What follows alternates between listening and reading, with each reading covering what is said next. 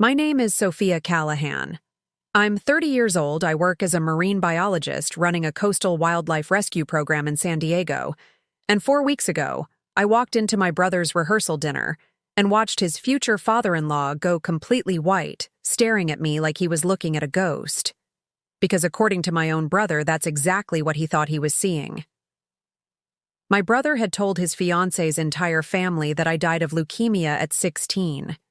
What none of them knew is that this same father-in-law had already met me once before 8 years earlier on the worst night of his family's life, and he never forgot my face. Before I get into it, if you've ever discovered that someone rewrote your entire existence to make their own story easier to tell, this one's for you. Subscribe if that resonates and drop a comment telling me where you're watching from tonight, because I genuinely read every single one. I need to tell you about my family first, because none of this makes sense without it. I grew up in a small town outside Sacramento, the older of 2 kids. My brother Marcus is 27, 3 years younger than me, and for most of our childhood, our house ran on a very specific, very unspoken hierarchy. Marcus was easy. Marcus made friends without trying, brought home decent grades without much effort, never gave our parents a single sleepless night. I was the difficult one, not because I caused trouble exactly, but because I asked too many questions, wanted too many things that didn't fit the shape of the life my parents had planned for both of us, and eventually, at 18, wanted a life nowhere near that small town at all. I left for college on a marine biology scholarship the same month I turned 18, and the distance between my family and me, which had already been quietly widening for years, became a full canyon almost overnight. My parents didn't approve of the field I'd chosen, didn't approve of the coast, didn't approve honestly, very much about the person I was becoming outside their control. By the time I was 22, phone calls had dwindled to twice a year. By 25, they'd stopped almost entirely, except for a birthday text from my mother most years, sometimes a week late. I want to be honest that I don't fully understand, even now, exactly when or why my parents decided the easiest explanation for my absence was that I no longer existed at all. I only know that by the time Marcus got engaged to a woman named Emily Whitcomb, whose family owns a well-known chain of outdoor equipment stores across 3 states, the story had apparently calcified into something specific, detailed, and completely false. Marcus called me 4 months ago, genuinely excited, the first real conversation we'd had in over a year. He told me about Emily, about the wedding planning, and invited me to the rehearsal dinner and the ceremony itself. He never once mentioned that to Emily's family I was supposed to have died 14 years earlier. I think, honestly, some part of him assumed our estrangement had been explained to them in some vague, ordinary way. Distant siblings, different paths, nothing dramatic. He had no real idea what our parents had actually told them because he hadn't been the one telling it. Our mother had. I flew up for the rehearsal dinner held at a lodge near Lake Tahoe, string lights strung between the trees, the whole picture. I walked in wearing a deep green dress, holding a card I'd written for Marcus, feeling genuinely nervous the way you do reconnecting with a sibling after years of distance. I want you to picture this moment with me, because I've relived it more times than I can count. My mother was near the entrance mid-introduction, talking to an older couple I didn't recognize. As I approached, I heard her say in a tone I'd heard her use before at other gatherings, describing sad things with practiced ease. It was such a tragedy. Sophia was our oldest. She passed when she was 16, leukemia. We don't talk about it much. It's still hard on all of us. I stood there close enough to hear every word and watched my own mother describe my death to 2 strangers. The man turned first, and I want you to understand what happened on his face, because it wasn't the polite, sympathetic nod you'd expect from someone meeting a stranger's grieving mother. His expression shifted into something closer to shock, his eyes moving from my mother to me and back again, the specific look of a man trying to reconcile 2 impossible things standing 3 feet apart. "I'm sorry," he said slowly, his voice unsteady. "Who is this?" My mother turned around and I watched the exact same flash of panic cross her face that I imagine crosses the face of anyone caught mid-lie gone in under 2 seconds, replaced by scrambling composure. "Sophia," she said too brightly. You made it. Honey, come here. If you're already curious what happens next, stay with me because it gets much more interesting before it resolves. And if this is hitting close to home for you, drop a comment and let me know, because I genuinely read every single one. I didn't move right away. I looked at the man who was still staring at me with an expression I couldn't fully place, yet something between disbelief and a kind of dawning emotional recognition. I'm Sophia, I said. Marcus's sister. Sophia, he repeated quietly, almost to himself. Then louder, turning fully toward me. Sophia from Blue Cove. I felt something shift in my chest, a specific strange vertigo, because I hadn't heard that name in 8 years, and I hadn't expected to hear it from a stranger at my brother's rehearsal dinner. I want to back up here because you need the full story to understand what was happening in that moment. 8 years ago, the summer after I finished my undergraduate degree, I worked as a lifeguard and junior marine rescue coordinator at Blue Cove, a small research and rescue station on the Northern California coast, the kind of seasonal job marine biology students take to build field hours.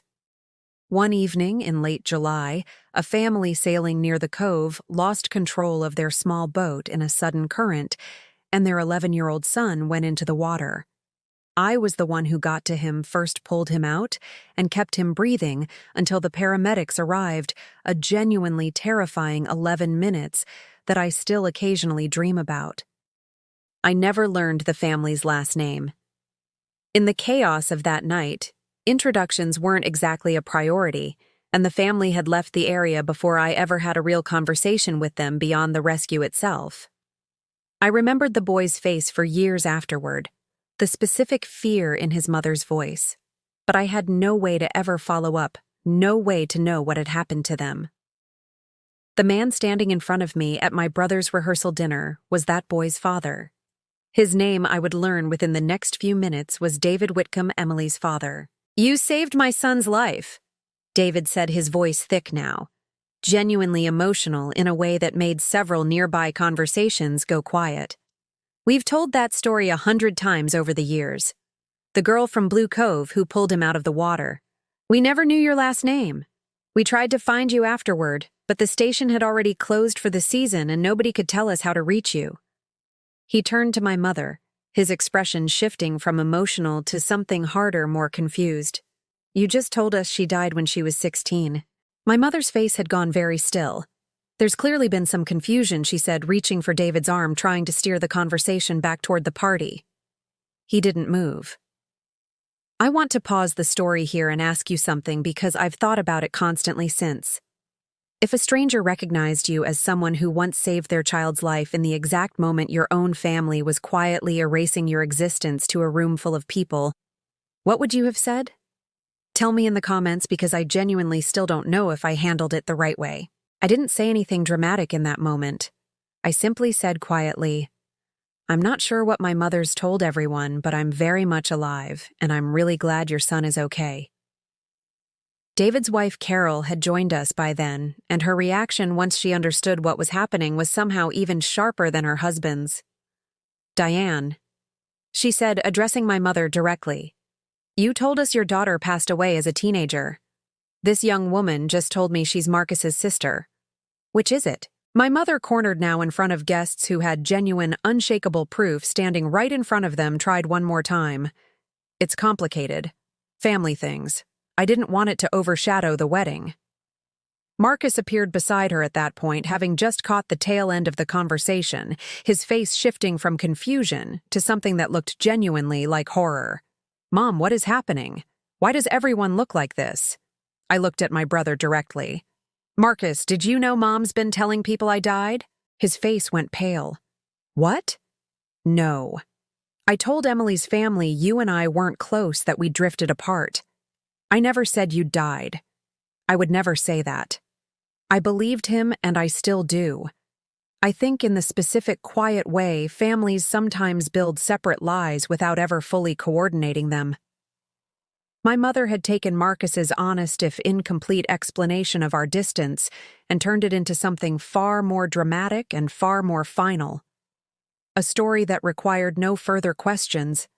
No uncomfortable explanations about why an entire daughter had simply stopped existing in family conversations. David Whitcomb, still processing what he'd just learned, looked at me with an expression I'll remember for the rest of my life. You saved my son's life 8 years ago, and somewhere along the way your own mother decided it was easier to tell people you were dead than to explain why you two don't speak. I need you to know whatever happened in your family, that's not a small thing you did for us. My son is 20 now. He's studying marine biology himself because of that night. Because of you. I want to sit with that detail for a second, because I didn't know it until that exact moment standing in a lodge near Lake Tahoe, 8 years after I'd pulled a stranger's son out of cold water and never learned his name.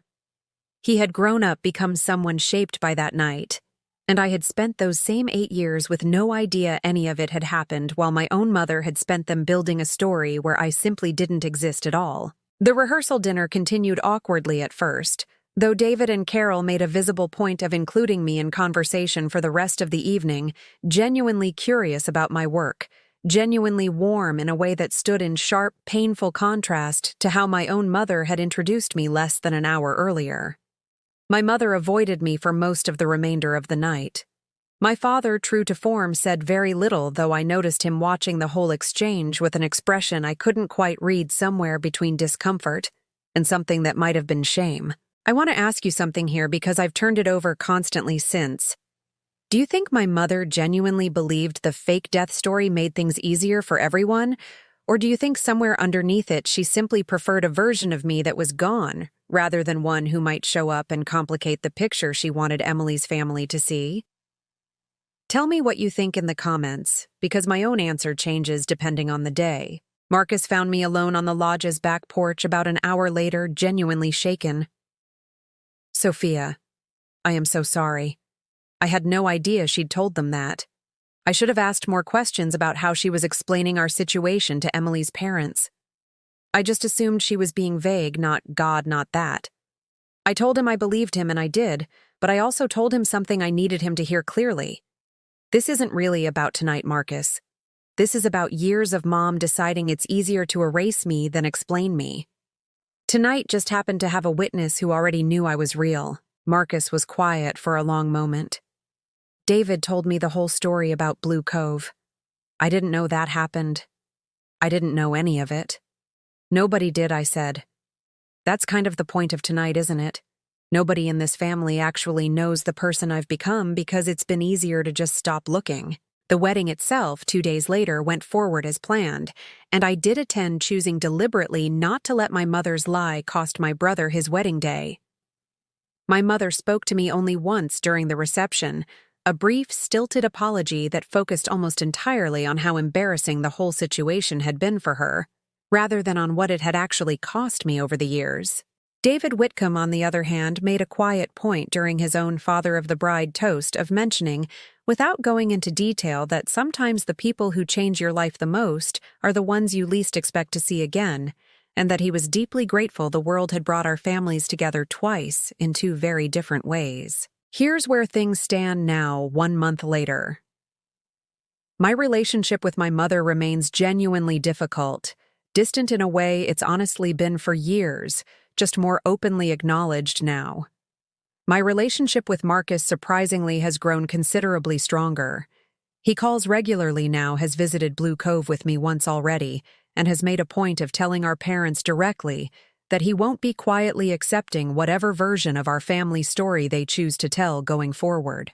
I've stayed in touch with David and Carol Whitcomb since the wedding, an unexpected but genuinely warm connection that neither of us anticipated 8 years ago on that cold stretch of coastline. Their son, the boy I pulled out of the water, sent me a message a few weeks ago, simply thanking me properly for the first time, now old enough to understand exactly what that night meant for the rest of his life. If there's one thing I want you to take from this, it's this. The people who erase you rarely expect the world to be small enough to prove them wrong. Somewhere out there, someone might already know exactly who you really are, even if your own family has decided it's easier to pretend otherwise. If this reminded you of a moment when the truth arrived from somewhere you never expected, share this with someone who'd understand. Tell me in the comments, have you ever had a stranger see you more clearly than your own family did? And if you want more stories like this one, subscribe because there's a lot more where this came from. I'll see you in the next one.